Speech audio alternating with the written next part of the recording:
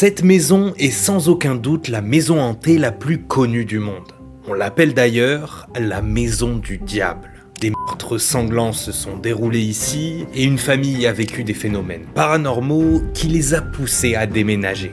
Bienvenue dans l'histoire de la maison hantée d'Amityville. Un meurtre effroyable va frapper la famille. Les parents de Féo et 4 de leurs enfants vont être retrouvés morts, assassinés dans leur lit pendant qu'ils dormaient.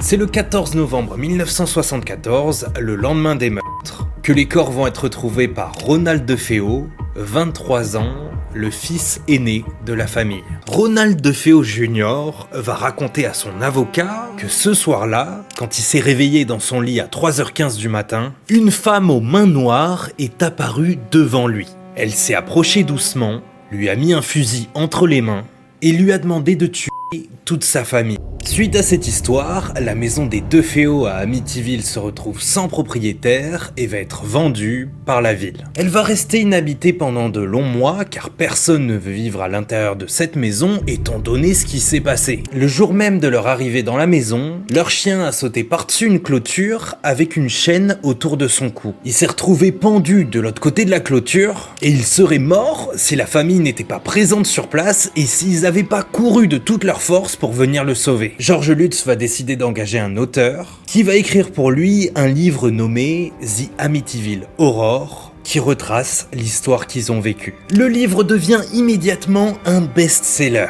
Le fait que cette histoire soit vraie fascine les lecteurs. Aujourd'hui, la maison d'Amityville existe encore, et d'ailleurs, pour la petite anecdote, les gens qui habitent dedans, ils étaient un peu fatigués de tous les touristes qui venaient pour voir la maison, donc ils ont décidé de la repeindre avec une couleur un peu plus gaie pour enlever cette image de maison du diable.